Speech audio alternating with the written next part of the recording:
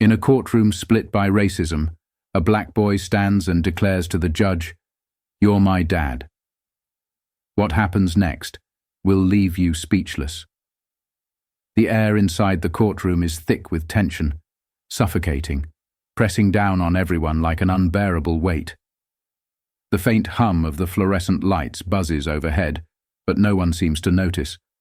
All eyes are locked onto the girl sitting at the defendant's table, Maya Kingston, a 17-year-old black girl with fire in her eyes and chains around her fate. At the front of the room, Judge David Carter sits behind his elevated bench, his gavel resting in his right hand, his expression unreadable. The case before him is straightforward, at least it should have been. The wealthy white couple seated across from Maya, Samuel, and Victoria Langley are petitioning for her adoption. They are well-dressed, affluent, and powerful. They speak the language of money, of influence. To the system, they are the obvious choice. To everyone except Maya. She does not want to go with them. She never has. Her lawyer, Mr. Green, has made her case clear. Maya is almost an adult. She does not need new parents, and she certainly does not need them. But the Langleys argue otherwise. Their lawyer, a sleek man in an expensive navy suit, Mr. Davenport, is a viper disguised as a gentleman. He adjusts his tie before speaking. "Your Honor," he begins, his voice dripping with condescension. "It is clear that Maya is emotionally distressed. She does not understand what is best for her, but my clients do. They have the resources, the means, and the love to provide for her in ways no one else can. This resistance is merely misplaced defiance." Maya clenches her fists beneath the table. Misplaced defiance. She knows exactly what this is. They want to own her, to parade her around like some charity project. Judge Carter narrows his eyes. He has heard every kind of case in his 25 years on the bench. But something about this one, it bothers him. It's the way Maya sits, her back stiff, her jaw clenched. The way she glares at the Langleys, not with teenage rebellion, but with something deeper, something broken. He exhales sharply and leans forward. "Ms. Kingston," his voice is steady, authoritative, "do you have anything to say before I make my ruling?" Maya lifts her chin, her chest rising and falling rapidly. This is it. And then she stands. The shuffle of her chair echoes like a gunshot in the silence. She places both hands on the table and levels her gaze at Judge Carter. Her voice trembles, but she speaks anyway. Loud, clear, unshakable. "Your Honor, you are my dad." The room erupts. Gasps ripple through the audience like a wildfire. The court reporter's hands freeze above her stenotype machine. The bailiff stiffens, his hand hovering near his belt as if he expects chaos to break loose. Mr. Green's jaw drops, but no reaction is more visceral than Judge Carter's. The color drains from his face. His knuckles go white as his fingers tighten around the gavel. His heartbeat pounds in his ears, drowning out the noise of the courtroom. His gavel trembles in his grip. Across the room, Victoria Langley recoils as if Maya just cursed her bloodline. Mr. Davenport recovers first. He laughs sharply, shaking his head. "This is absurd, Your Honor. A desperate attempt to manipulate the court. This girl—" But Maya's voice cracks through his objections like a blade against glass. "I have proof," she says, reaching into her bag with shaky fingers. She slaps a folded paper onto the table. "A DNA test. I just got the results back this morning." The courtroom falls deathly silent. Judge Carter's mouth opens, but no words come out. He looks at the paper, but he does not reach for it. He cannot. His entire world is spinning. His breath comes in shallow gasps. He was never married. He never had children. At least, he thought he didn't. The bailiff shifts uncomfortably, looking to the judge for direction. The Langleys' faces twist into a mixture of disbelief and disgust. Mr. Green, still stunned, finally breaks the silence. "Your Honor, given this new information, I believe an immediate recess is in order." But Judge Carter cannot respond. His hand instinctively reaches for his water glass, but he cannot even lift it. For the first time in his life, the law fails him. Maya had never known the warmth of a real home. From the moment she took her first breath, she belonged to no one. She was born in a small segregated town, left at a hospital with nothing but a thin blanket and a crumpled note that read, "Take care of my baby." No birth certificate, no records, no trace of a mother or father. The foster system became her reality. Shuffled from one home to another, she learned quickly that love was conditional. Some families took her in for the government checks. Others simply saw her as another burden. Some were cold, some were cruel. Few ever cared. Despite it all, Maya refused to break. She was brilliant, strong, and unshakable. A survivor. Teachers often marveled at how sharp she was, how determined. But no amount of academic success could fill the void inside her. There was always a question gnawing at her, a deep emptiness she could never explain. Who am I? Where did I come from? Then one day, everything changed. A social worker, frustrated during an argument, let something slip. Something she was never meant to hear. "Your father went to law school." Maya's heart stopped. She had spent her whole life believing no one knew who her parents were. And yet, this woman, this stranger, had just dropped a clue. Maya became obsessed. She dug through decades of records, searching tirelessly for men who studied law around the time she was born. Thousands of names, hundreds of dead ends, until one name stood out, David Carter. The moment she saw it, something in her gut told her this was the one. Still, she needed proof. And so she waited. She tracked him to a courthouse event, watching from the shadows as he gave a speech, speaking with the kind of authority that only someone with absolute confidence could. And when he placed his coffee cup on a table and turned away, she took it. A few weeks later, the results arrived. 99.9% match. David Carter was her father, the same man who was about to decide her fate in court. Judge Carter's gavel slams down, his voice tight, barely masking his emotions. "This court will recess for 15 minutes. Then, without another word, he rises abruptly, his robe billowing as he strides toward his chambers. The entire courtroom erupts behind him. Gasps, frantic whispers, the shuffling of reporters hastily scribbling notes, all swirl together in an electrified storm.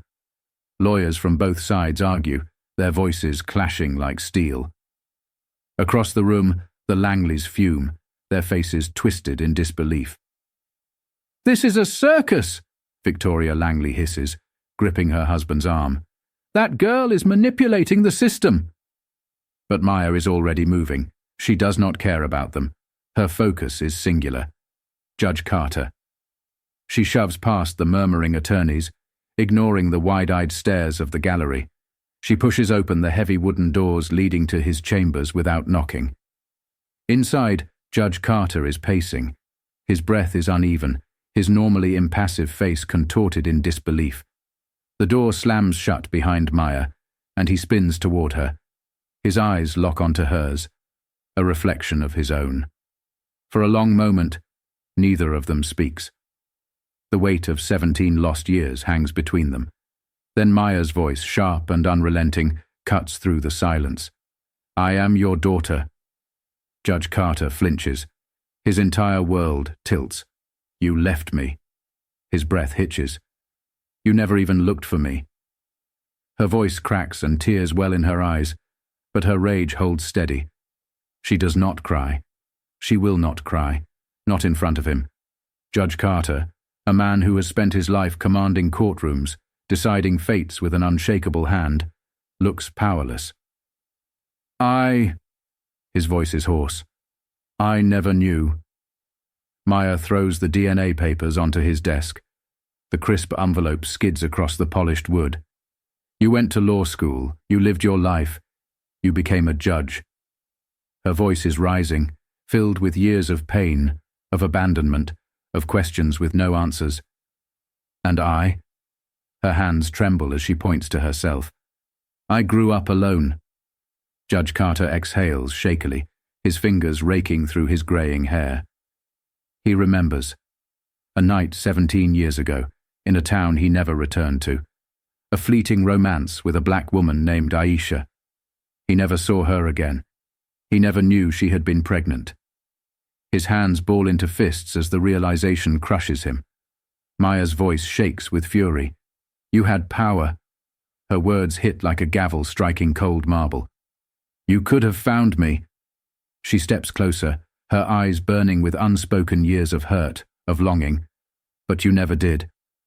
The courtroom doors swing open with force, and Judge Carter strides back to his bench, his face unreadable.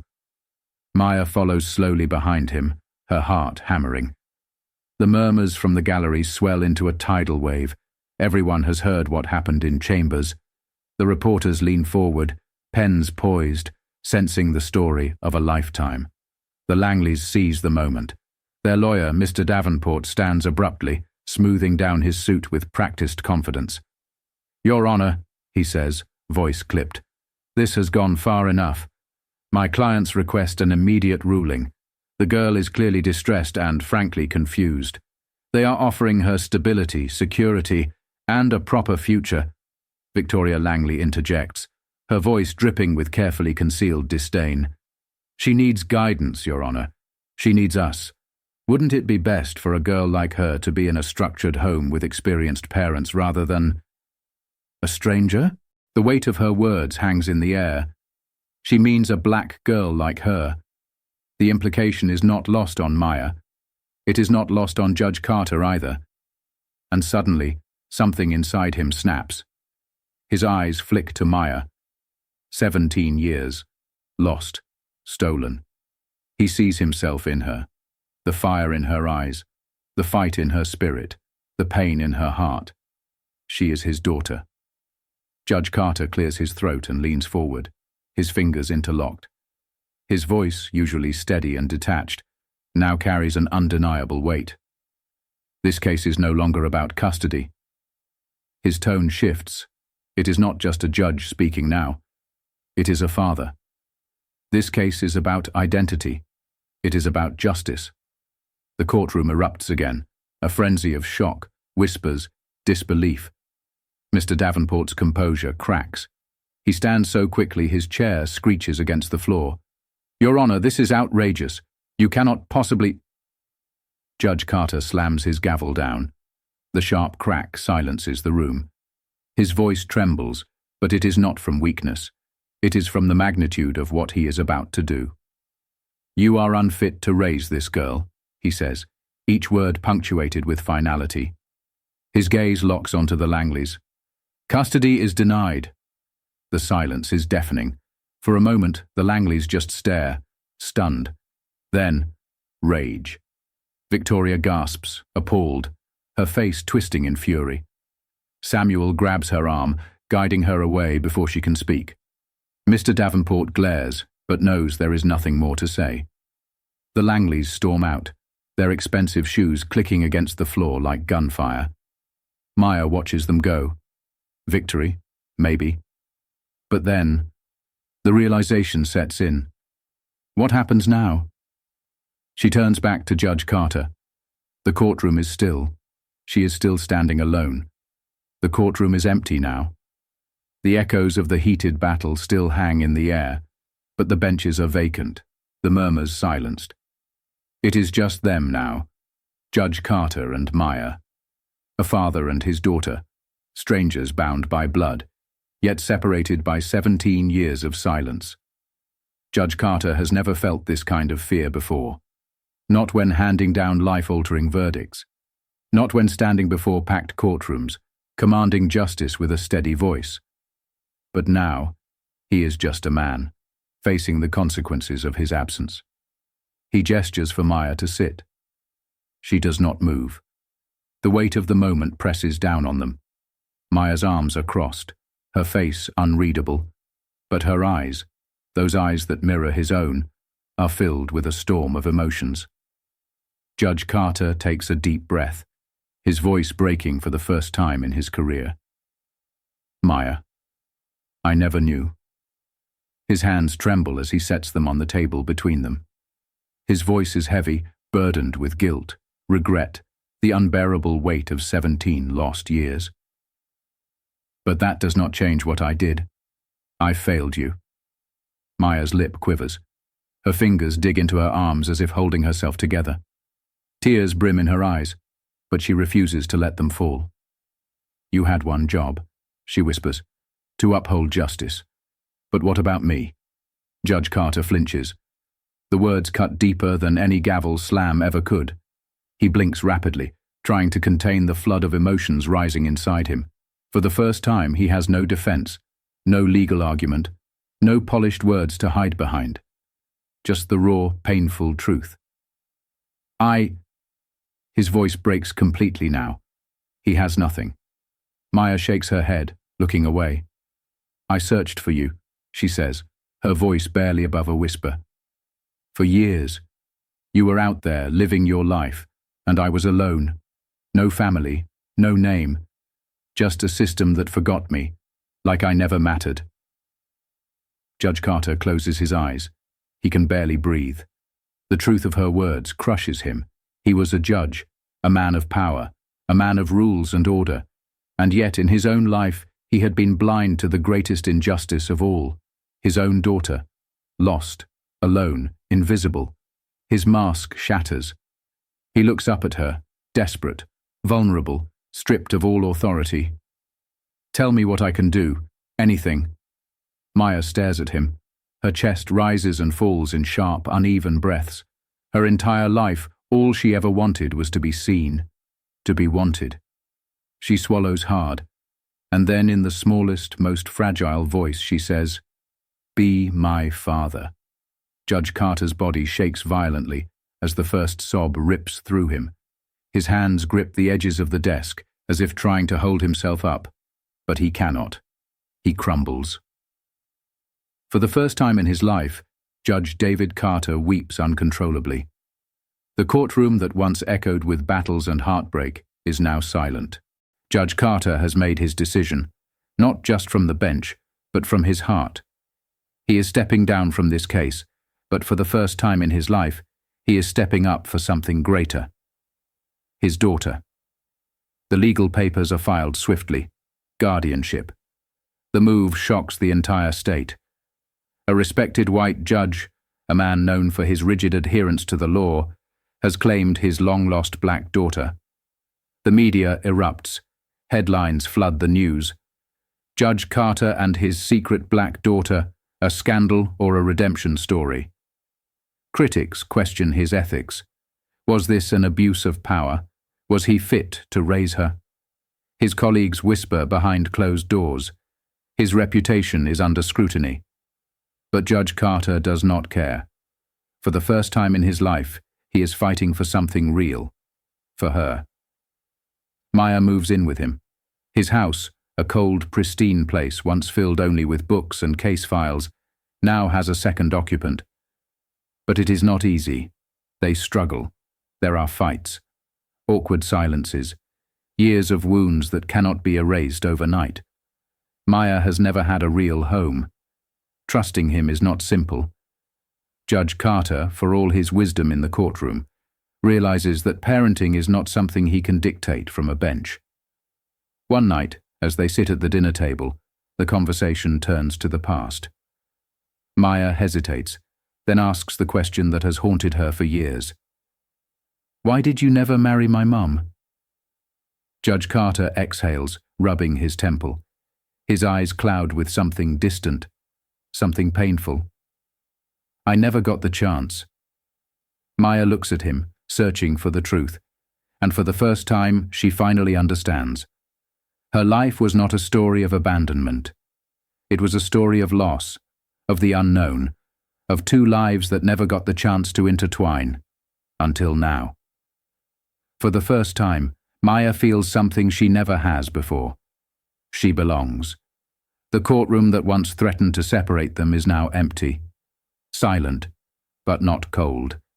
It is full of hope. And in the final moment, Judge Carter pulls her into a hug, tight, unbreakable. She is no longer just a case. She is his daughter.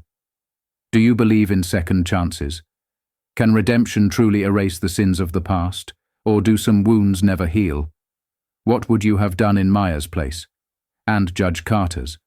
Let us talk in the comments.